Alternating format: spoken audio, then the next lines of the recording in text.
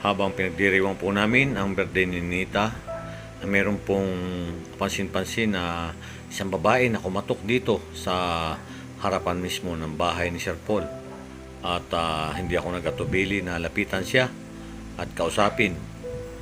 At nangihingi siya ng kaunting pambili ng pagkain at agad kong nabutan. Nato po ang kwento ni Lorraine. Isa po siyang estudyante na nakatira sa Santa Rosa, Laguna.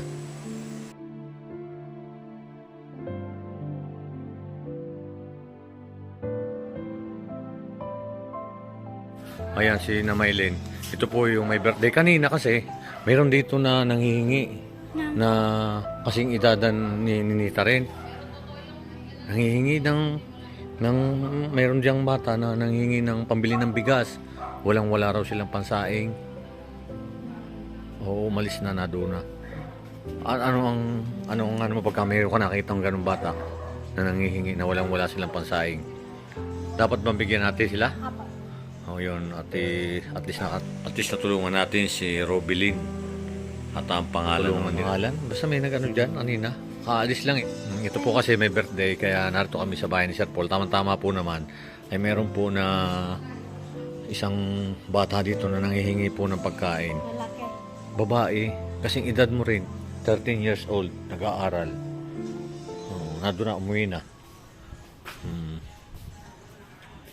Diyan, kanina.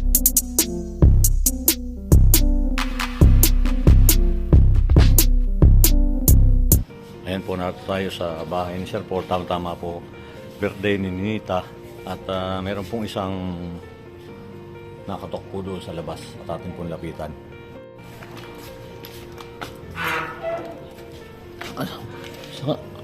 Bakit? Anong ginagawa mo dito?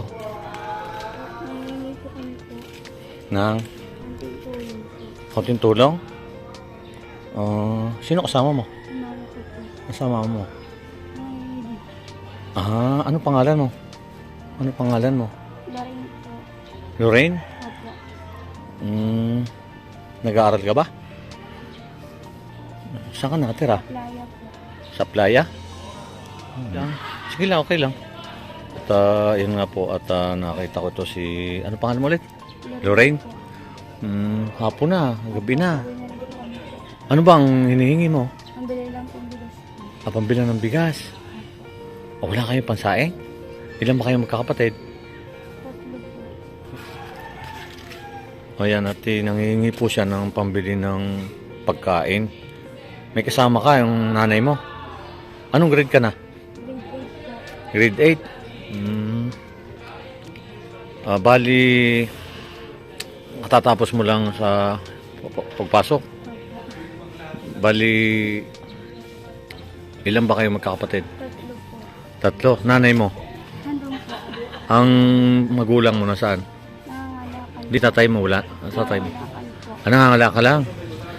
Saan ba kayo banda nakatira? Sa playa po. Saan banda yun? Santa Rosa po. Santa Rosa pa? Naglalakad lang kayo? Ang layo pa pala ng pinanggalingan mo. Ayan. At nakita ko po dito si Lorraine. Lorraine ano? Madubar po. Ilang taong ka na ba? 13 po.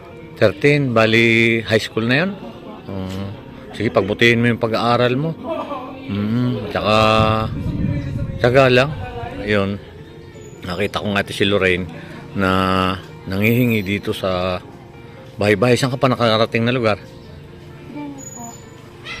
Hindi, saan pa lugar ka pa nakarating? Dito lang? Opo. Tapos, Nangihingi po kami po. tuwing hapon ba ginagawa niyo ito? Hindi po. Dito.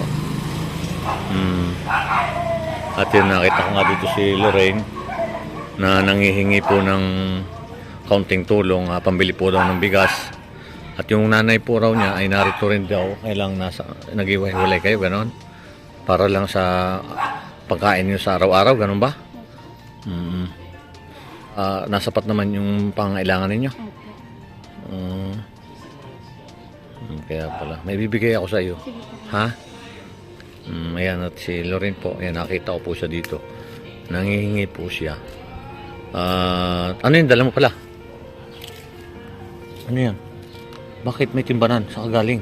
Ba, napulot po namin po. Napulot mo? Opo. Gandang bata. Tapos pagka gabi na, huwag na kayong magagala, ah. Opo. Iwasan mo yun kasi ang ganda-ganda mo pa naman. Opo. Ano laman ng bag mo? Po, pagkain po. Pagkain din. Pagkatapos ba nito, saan na kayo pupunta? Uwi na po. Uwi na? Opo. Sige, at least ay, ito, may bibigay ako sa iyo. Ito, makakatulong ito sa iyo sa pambaon mo. Opo. At, Maraming salamat po. at ingat ka. Opo.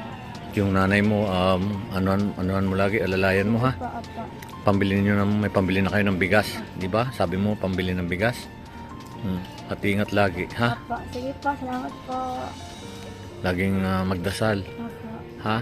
Huwag mawala ng pag-asa. Alam ko na ano ko yung ano mo na hirap. Alam ko na ano mo na hirap kayo sa buhay, ha? Sige. Sige po. At ingat kayo, ha? Opo, salamat po.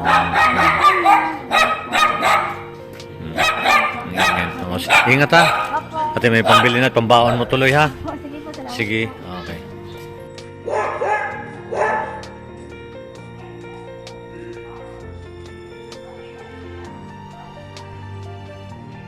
Nakita natin yung isang si babae na nanghihingi po ng tulong. Tama-tama po ay birthday po ni Ninita na may kumatok po dito sa may harapan po mismo ng bahay ni Sir Paul. At yun po, maliit na bagay makakatulong pambili po raw ng bigas. Ayun po. Maraming salamat po sa walang sawa ng pagsubaybay sa aking YouTube channel. Tingat po lagi tayo, sama po tayo na. God bless po.